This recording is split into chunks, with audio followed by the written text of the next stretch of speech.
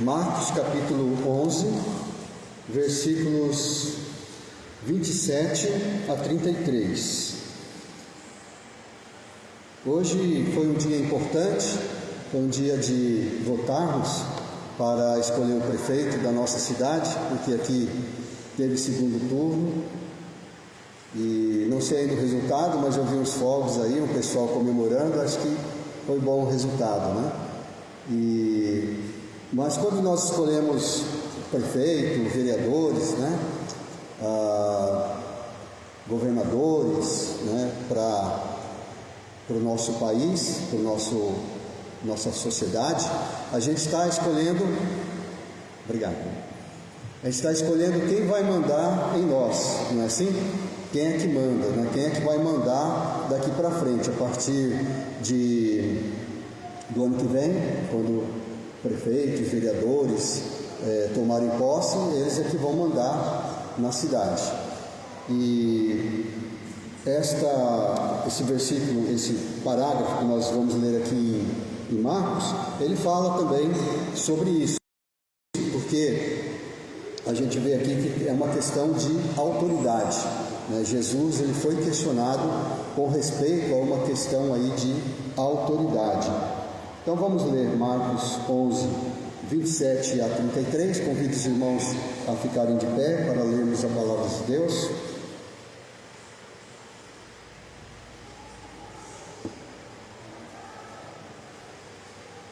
Marcos 11, 27 a 33.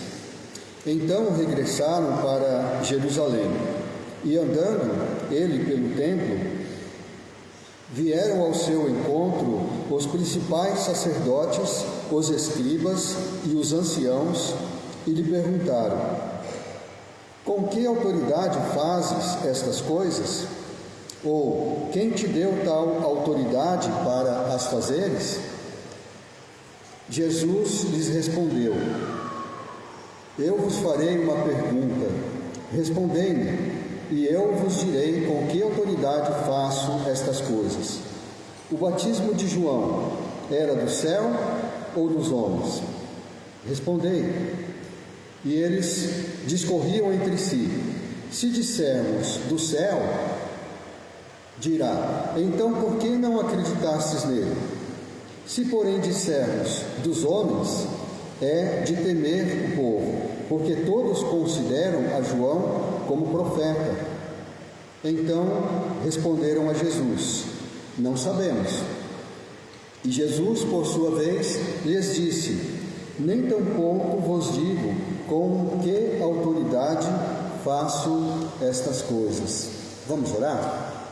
Nosso Deus, nós te agradecemos pela tua palavra, agradecemos porque a tua palavra é autoridade em nossas vidas, porque, Senhor, nós toda semana nos reunimos em torno da tua palavra, Senhor, para lermos, para meditarmos, para podermos entender e assim praticar e cumprir o teu desejo para nossas vidas e os mandamentos que o Senhor tem nos dado.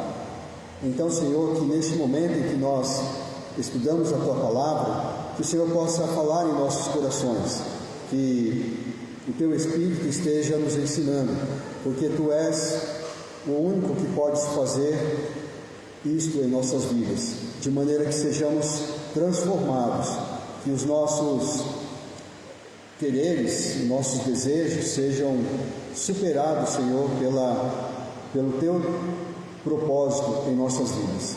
Então é isso que nós te pedimos, que tu abençoes esse tempo, abençoe os irmãos que não puderam estar aqui hoje, os irmãos também reunidos em outras igrejas. Abençoa, Senhor, o pastor Lupércio e a Cris e outros pastores, Senhor, que estão também na conferência neste momento. Que tu os abençoes também na viagem de volta. Te agradecemos em nome do Senhor Jesus. Amém. Obrigado por poderes assentar. Quem é que manda na sua vida? Porque sempre existe essa questão, principalmente quando nós somos jovens, a gente não quer que ninguém mande em nós, não é assim? Eu lembro que o meu filho mais velho, o Rafael, muitos conhecem, ele falou que quando ele completasse 18 anos, ninguém mais ia mandar nele, né? Ele ia fazer o que ele quisesse. Aí eu disse para ele que isso era uma ilusão, que não era bem assim, né? Porque sempre ia ter alguém mandando nele. Ele ia se casar e a esposa ia mandar nele. Ou ele ia trabalhar, o patrão ia mandar nele. Então sempre vai ter alguém mandando na sua vida. Não se iluda, né? Então existem autoridades em nossas vidas. E aqui Jesus, nesta história que nós lemos, Jesus ele está sendo confrontado ali a respeito da sua autoridade. Os sacerdotes, os escribas que estavam sempre se opondo a Jesus, começaram a questionar, com que autoridade você faz essas coisas? Você chega aqui no templo, começa a derrubar as mesas dos cambistas, começa a ensinar aqui no templo, você não é sacerdote, você não é escriba, você não é nada, com que autoridade você faz essas coisas? E Jesus sempre sabia dar uma boa resposta, e muitas vezes ele respondia com uma pergunta. Então ele fez isso, ele colocou aqueles homens contra a parede, a respeito como ele fez aquela pergunta a eles, eles não tinham escapatória. Então, a gente olhando aqui esse parágrafo, a gente pode ver que, então, o contexto é sobre autoridade, e a gente pode identificar aqui algumas autoridades, alguns tipos de autoridade que são concorrentes entre si, que você pode escolher a quem você vai obedecer. Às vezes uma autoridade se choca com a outra e você tem que decidir quem é que você vai obedecer. Então, o primeiro tipo de autoridade que nós vemos aqui é a autoridade civil. A autoridade civil é como hoje nós votamos no prefeito, anteriormente votamos nos vereadores, são autoridades civis, são pessoas que vão exercer aí o poder. Então, daqui a 2 anos vamos votar para presidente, para deputados, senadores, todos são autoridades civis, alguns que nós votamos, outros que são colocados como autoridade de uma outra maneira. Mas existem muitas autoridades civis a quem nós devemos obedecer, e a Bíblia diz que nós devemos obedecer às autoridades constituídas, porque sempre é Deus que os coloca lá.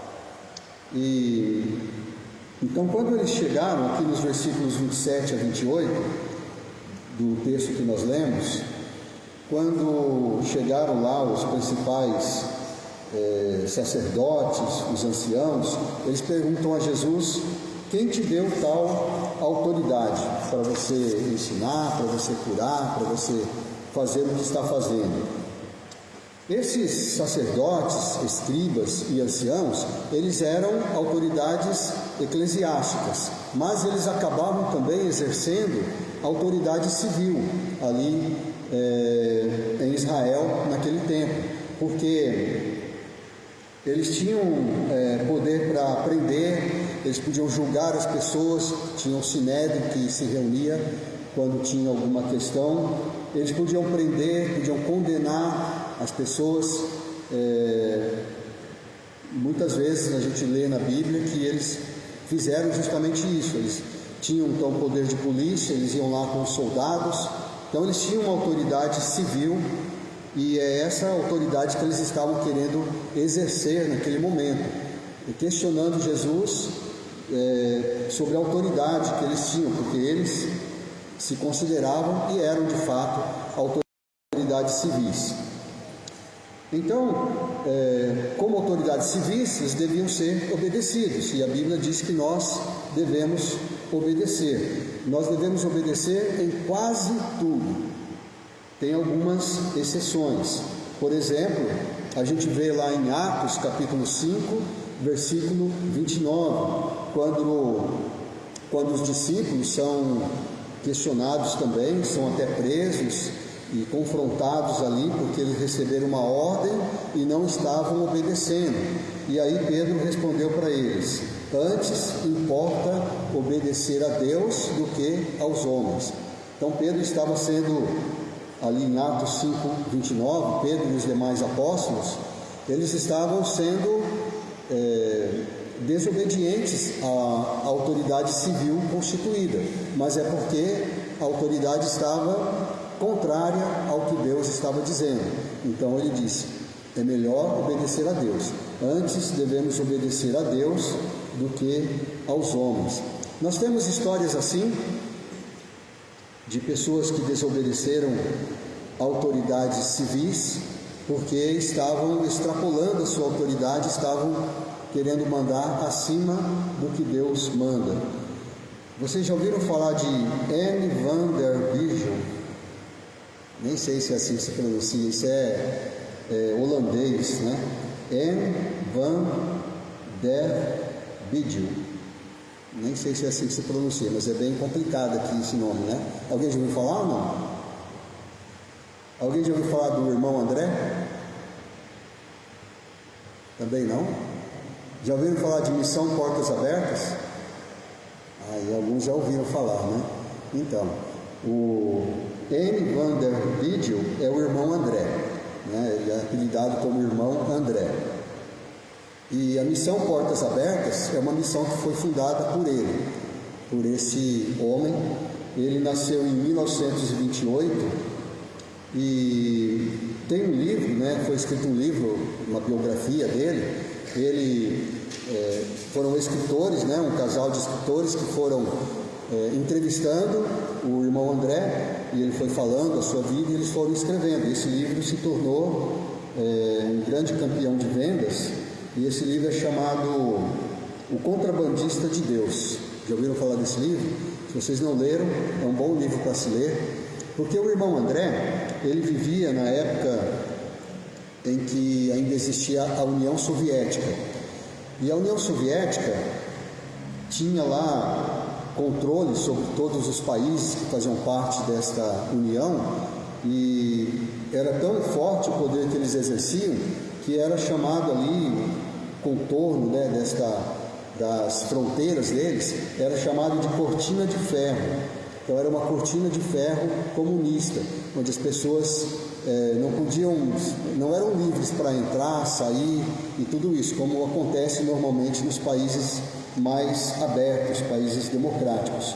Então ele viveu nesse tempo e ele passou por várias coisas, é muito interessante a história dele, mas o principal, o que deixou ele famoso, na verdade, foi ele começar a levar Bíblias, levar a palavra de Deus, especialmente Bíblias impressas, nesses países onde era proibido pelo comunismo de levar Bíblias. A Bíblia era um livro proibido na maioria desses países, né, que eram controlados pela União Soviética. Então ele era um contrabandista, né? Ele estava fazendo uma contravenção, ele estava cometendo um crime de contrabando, mas ele estava fazendo isso para obedecer a Deus. É como Pedro dizendo: antes importa obedecer a Deus do que aos homens. Tem muitas histórias assim em que ele é parado ele vai passar a fronteira, ele ia de carro com um monte de Bíblias no porta-mala do carro, e ele era parado lá pelos guardas, os guardas iam entrevistar, e ele fazia uma oração rápida ali, e Deus o protegia. Parece que Deus fechava os olhos daqueles guardas para eles não verem as Bíblias ali guardadas no carro, porque contrabandear Bíblias ali naquele lugar era como se você estivesse levando cocaína, drogas, né, outro tipo de drogas, e ele seria ele seria preso, né? Ele seria muito castigado por isso. Então tem muitas histórias interessantes, se você quiser saber, então leia esse livro que se chama O Contrabandista de Deus. E a Missão Portas Abertas, então ele fundou depois, né? E a Missão Portas Abertas, muitos irmãos já conhecem, se você entrar na internet e ver o site deles lá, eles falam sobre os países perseguidos. Hoje a grande perseguição ainda existe nos países comunistas, mas ele é mais ainda nos países muçulmanos, aqueles países que são controlados pelos muçulmanos, e outros países também budistas, né, e assim por diante. Ainda existe muita perseguição. Mas então muitos missionários, como o irmão André, eles acabam sendo desobedientes às autoridades civis, porque antes importa obedecer a Deus do que aos homens. No restante, porém, a gente deve obedecer. A Bíblia orienta em tudo aquilo que não contradiz o que Deus manda, nós devemos ser obedientes às autoridades civis. Então você tem que obedecer. Nos versículos 29 a 30 do nosso texto, nós vemos um outro tipo de autoridade aqui sendo levantada, sendo evidenciada, que é a autoridade do céu. Eu chamei de autoridade do céu, ou autoridade eclesiástica, que seria a autoridade da igreja, exercendo aí a autoridade do céu. Nos versículos 29 a 30 é a resposta de Jesus. Jesus respondeu ao questionamento dizendo: eu também vou fazer uma pergunta para vocês, né? Aí se vocês responderem, eu vou dizer com que autoridade eu faço o que eu faço. E a pergunta foi bem simples. Ele disse: o batismo de João, o João Batista, né? Era do céu ou era dos homens? E aí eles ficaram, como a gente costuma dizer, numa saia justa. Eles não sabiam o que responder, porque todo mundo estava de olho neles, esperando a resposta, e eles foram lá. Espera aí um pouquinho, vamos ver aqui. Aí eles foram lá, cochicharam entre si, e então eles arrazoaram, né? Se a gente responder que é do céu, eles vão falar: então, se é do céu, você tem que obedecer, né? E eles não obedeciam João Batista. O João Batista já tinha morrido, né, na época. E se eles falassem que é de Deus, que é dos homens, né, a autoridade de João Batista, o povo ia apedrejá-los, porque o povo amava João Batista, né? Apesar de João Batista ter sido preso por Herodes, decapitado, João Batista era amado pelo povo, e se eles falassem contra João Batista, eles iam ser apedrejados. Mas, então essa pergunta de Jesus é interessante porque quando Jesus faz essa pergunta, se eles admitissem que João Batista era do céu, que a autoridade dele era do céu, então eles iam ter que obedecer. E que autoridade do céu é esta que Jesus está se referindo? É a autoridade de Deus, a autoridade que vem de Deus. Então, para nós também, nós temos esse tipo de autoridade em nossas vidas. Nós temos em nossas vidas a autoridade do céu, a autoridade que vem de Deus. E para muita gente, para muitos de nós, essa autoridade acaba se traduzindo na autoridade da igreja, a autoridade que a igreja tem sobre nós. Porque quando nós nos unimos a uma igreja, nós acreditamos que esta igreja está nos transmitindo a autoridade de Deus. Então ela se torna uma autoridade em nossas vidas. Então muitas vezes, deveria ser sempre, nós nos submetemos à autoridade da igreja porque acreditamos que é uma autoridade dos céus. Nós estamos no dia 27, é isso, né? 27 de outubro. Então, daqui uns dias, 31 de outubro, nós vamos comemorar 507 anos da Reforma Protestante. É a famosa reforma que aconteceu lá em 1517, comandada por Martinho Lutero. E quando aconteceu essa reforma, aconteceu muitas coisas. A igreja, que antes era dominada pelo catolicismo romano, né, o cristianismo, o mundo, então começou a ter ramificações. Então muitos começaram a se desligar dos católicos romanos e começaram então a aparecer outras igrejas, outras autoridades. E o fundamento da reforma, essa reforma protestante de Lutero, a gente sabe que tinha 5 fundamentos, né, que eles chamam de os 5 solas. Já ouviram falar? 5 solas. Sola é o latim para somente, né? A palavra somente ou só no latim é sola, né? Então, os 5 solas, vocês sabem quais são ou não? Tem algum teólogo aqui? Sola fide, né? Que é só a fidelidade ou só a fé, né? sola scriptura, ou seja, só as escrituras. Que mais? Solus Christus, né? É somente Cristo é a autoridade sobre nós. E sola gratia, ou somente a graça, né? Nós somos salvos somente pela graça, não tem nada além disso que nos salva, né? Nossas obras não salvam. E finalmente, soli Deo glória, né? A glória seja somente a Deus. Então esses são os famosos 5 solas, que eram o fundamento desta reforma protestante. Ou seja, por que eles se separaram então da Igreja Católica Romana?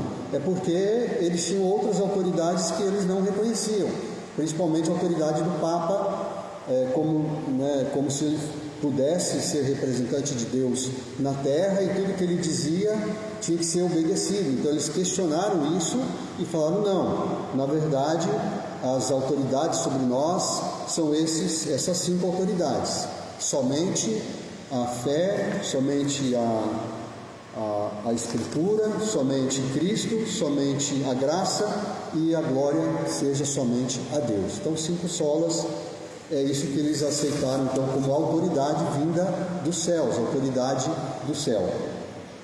Mas aí, é claro, vocês conhecendo a história sabem que então veio a igreja presbiteriana, veio a igreja anglicana, veio a igreja luterana e várias outras igrejas, né? Igrejas batistas, cada um então com alguma divergência de doutrina, e cada um então se submete à igreja aí como autoridade do céu para a sua vida. Mais tarde, né, em 1600 e pouco, né, no começo do século 17, ali 1600, então alguns começaram a questionar as doutrinas de Calvino, que foi um grande aí, teólogo, né, da Reforma. E então surge então o Armínio, né? O Armínio, o famoso Armínio, não tirando, né, o crédito de Calvino, mas questionando algumas coisas, dizendo: será que realmente é isso, né, e tal. Então, para tirar toda essa dúvida, teve lá em 1619, no sínodo de Dort, da cidade de Dort, se não me engano era na Bélgica, né, e eles então confirmaram ali a doutrina de Calvino, e eles fizeram então, declararam ali os 5 pontos do calvinismo. Alguém sabe dos 5 pontos do calvinismo? As iniciais são tulipe, né? Lembra de tulipa, aquela flor, né? Que é bem associada a isso, né? Tulipa. Então tulipe, sem o A no final, né? É as iniciais desses 5 pontos do calvinismo. Então T é de total depravity, está em inglês aqui, né? Ou a depravação total, ou seja, a doutrina de que o homem ele nasce totalmente pecador, não tem, e o homem é incapaz de por si fazer alguma coisa boa, não tem nada de bom no homem que se aproveite. O I, aliás, a letra O, né? Não, a letra U, né? Tulip. A letra U é unconditional election, que seria a eleição incondicional, ou seja, se Deus quiser te salvar, não tem como você não ser salvo, nem que você não queira, você vai ser salvo, né? Essa é uma doutrina aí bem polêmica, né? Mas essa é a doutrina do calvinismo. Se Deus quiser te salvar, não tem nenhuma condição para você ser salvo, né? Deus te escolheu desde o seu nascimento, antes da fundação do mundo, não tem nenhuma condição. E até mesmo aí os, né, que são mais de outra linha teológica, eles dizem: mas nem a fé, você não precisa nem ter fé para ser salvo. Aí a resposta é: não, você vai ter fé porque Deus escolheu e Deus vai te dar essa fé. Então a salvação é incondicional. Depois tem o L, né? O L é limited atonement, que seria a expiação limitada, ou seja, Cristo morreu na cruz para salvar os pecadores, certo? Mas não todos os pecadores, somente alguns. Então essa é a doutrina do calvinismo puro mesmo, né? Que Jesus morreu na cruz, mas não por toda a humanidade.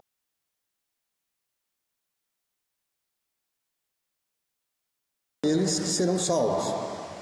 Ela é limitada, ou seja, o sacrifício de Jesus é só para aqueles que serão salvos. Então, em contrapartida, outras linhas teológicas dizem não, mas a salvação é de todo aquele que crê. Então, se você crê, qualquer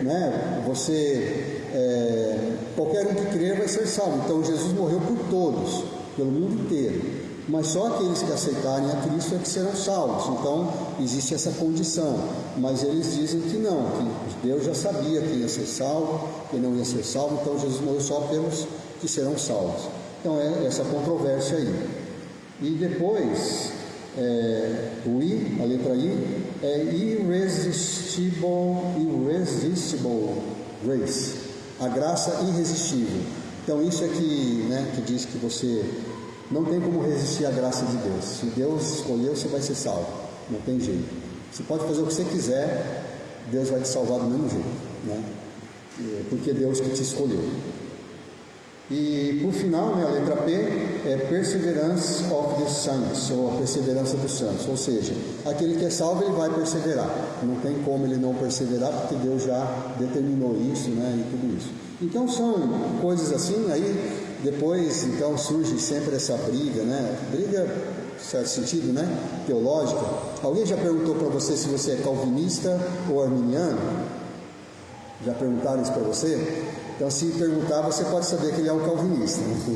É o calvinista que pergunta isso, Você é calvinista ou arminiano? Uma vez perguntaram para mim, Só que quando me perguntaram, eu nem sabia quem era. Calvino eu sabia alguma coisa, Mas o Armínio eu nem sabia quem era, Eu falei, não sei, porque eu não conheço o Armínio, então eu não sei como eu me classifico hoje, Mas existe essa briga aí. Mas qual autoridade você vai seguir? Você é calvinista ou você é arminiano? Então você vai escolher, Dependendo da igreja que você participa, você vai obedecer aí aquela doutrina, e vai defender aquela doutrina. São autoridades, então, do céu. Você está sob a autoridade do céu, que aqui no caso representado pela autoridade da igreja. O terceiro tipo de autoridade que encontramos aqui é nos versículos 31 a 33, que é bem interessante esse tipo de autoridade, que eu chamei de autoridade social. Autoridade social. Então, a sociedade, as pessoas com quem você convive, o lugar onde você mora, o grupo do qual você participa, eles têm uma certa autoridade sobre você e cabe a você obedecer ou não. Porque aqui nos versículos 31 a 33, nós vemos que como eles estavam lá confabulando, os sacerdotes ali estavam decidindo ali como eles iam responder, e eles disseram isso: olha, se nós dissermos que a autoridade de João Batista é dos homens, então é de temer o povo. É isso que diz ali no texto, ou seja, eles estavam temendo o povo ia apedrejá-los. Então o povo, para eles, era uma autoridade, no sentido de que eles não podiam contrariar o povo.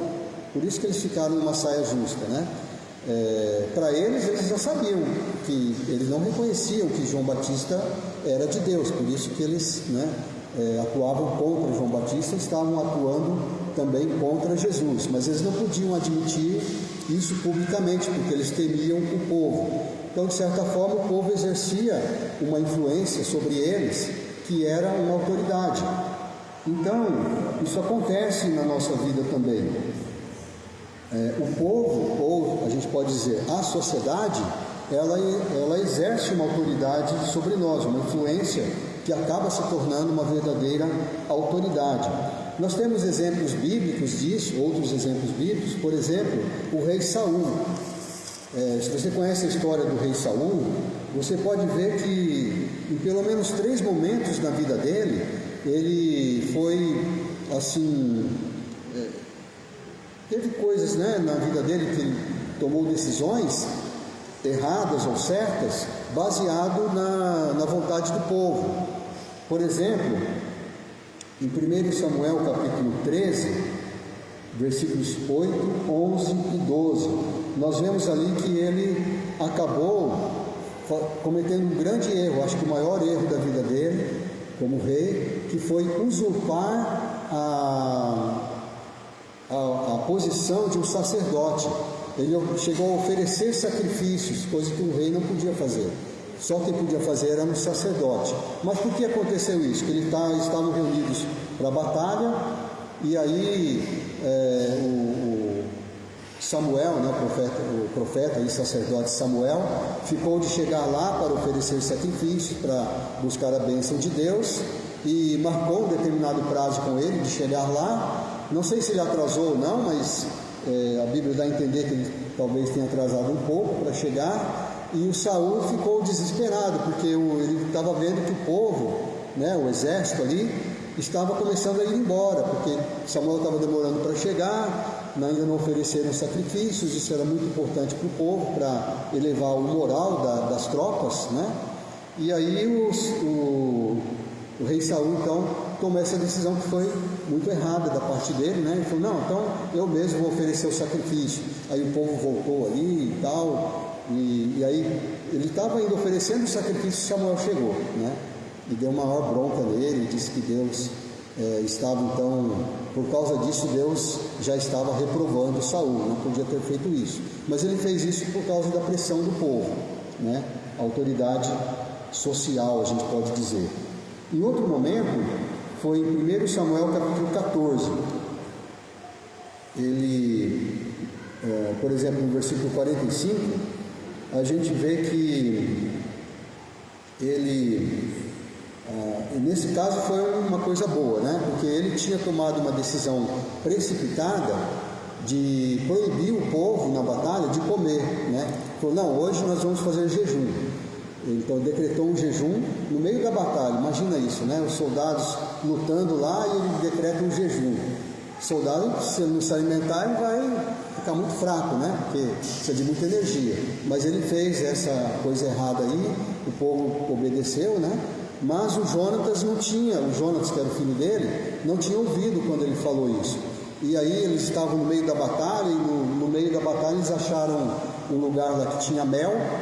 E o Jonatas logo, né, pegou com o bastão dele um pouco de mel e comeu, e ele ficou super, né, feliz, né, porque imagina você estar em jejum, de repente você toma uma porção de mel, né, você se anima, né, e aí todo mundo ficou olhando para o Jonatas com os olhos arregalados, né. Jonatas, né, o seu pai, ele decretou que quem comesse alguma coisa ia morrer, né, e aí então teve aquele alvoroço, e depois o Saul, sem saber quem é que tinha desobedecido, disse: quem desobedeceu vai morrer, né, e tudo. No final descobriram que era o Jonatas, e o Saul falou: Jonatas, você vai ter que morrer, porque eu falei, né, que ia matar, que ia morrer quem comesse alguma coisa, porque era um jejum, todo mundo tinha que obedecer. E aí o povo começou a se voltar contra Saul. Disse: não, de jeito nenhum. O Jonatas acabou de ter uma grande vitória, né? Lembra daquela história que o Jonatas foi subindo uma montanha, né? E desafiando lá os filisteus, e aí os filisteus iam e ele ia matando os filisteus lá, ia jogando para baixo, e ele conseguiu uma grande vitória ali. O povo falou: não, ele nos trouxe esse grande livramento de Deus, de maneira nenhuma ele vai morrer. E aí o Saul então teve que engolir o seu orgulho, né? E não fez nada com Jonatas, por causa da autoridade do povo, né? Da autoridade social, né? Da influência do povo. Então esse é no capítulo 14. E no capítulo 15 de 1 Samuel, então você vê 3 capítulos em seguida, né? De 1 Samuel, capítulo 13, capítulo 14 e capítulo 15. No capítulo 15 é quando ele desobedece a Deus, né? Fazendo com que desobedecendo ordens expressas de Deus para agradar o povo. Acho que foi quando ele foi lá para destruir os amalequitas, né? Deus disse: olha, o povo amalequita tem que ser destruído, e é um anátema, ou seja, quando diz que é anátema, tudo tem que ser destruído.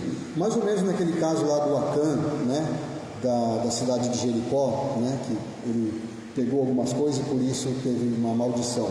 Então ele tinha que ter destruído tudo, mas ele, em vez disso, ele poupou o rei dos amalequitas e poupou o melhor do gado e das ovelhas, né? E levou porque o povo quis fazer isso, então ele obedeceu à vontade do povo em vez de obedecer à vontade de Deus. Então isso também Deus o condenou. Então por esses e outros erros, Saul acabou perdendo lá o seu reinado. Ele reinou até o fim, até a sua morte, mas depois não teve sequência, né? Em vez de ser um filho dele para reinar, veio o rei Davi. Deus escolheu outra dinastia. Mas então, isso acontece também nas nossas vidas. Muitas vezes a gente toma certas atitudes, a gente toma certas decisões por causa da pressão social, pressão dos nossos amigos, a pressão da sociedade em geral. Todo mundo está fazendo isso, então eu vou fazer também, né? Existe um grande problema, por exemplo, dos jovens, né, se envolverem com bebida alcoólica, com drogas, com outras coisas, né, ruins. Mesmo jovens, às vezes, que são da igreja, né, que são cristãos, acabam se envolvendo com essas coisas por causa da pressão social, a pressão dos seus amigos, né? Então, você querendo ou não, a sociedade vai exercer uma certa pressão sobre você, às vezes boa, às vezes ruim. Às vezes é bom você ter essa autoridade, porque vai evitar que você cometa muitos erros. Às vezes você pode ser tentado a fazer certas coisas, mas você sabe que está todo mundo olhando para você, e aí você vai então se conter, e às vezes isso é bom, né? Isso é uma influência boa. Então, autoridade civil. Quantas autoridades mais a gente poderia citar, né? A gente poderia falar, por exemplo, do nosso orgulho. Muitas vezes o orgulho manda em nós, né? Às vezes pode ser os nossos prazeres. A gente vai viver, a gente sabe que está errado, mas por causa do prazer a gente vai obedecer os nossos prazeres. A gente pode pensar nos nossos desejos, né? E muitas outras autoridades, né, que a gente pode citar aí, né? Então essa pergunta que eu faço aos irmãos e eu faço a mim mesmo, né? Quem é que manda em você? Quem é que está mandando em você?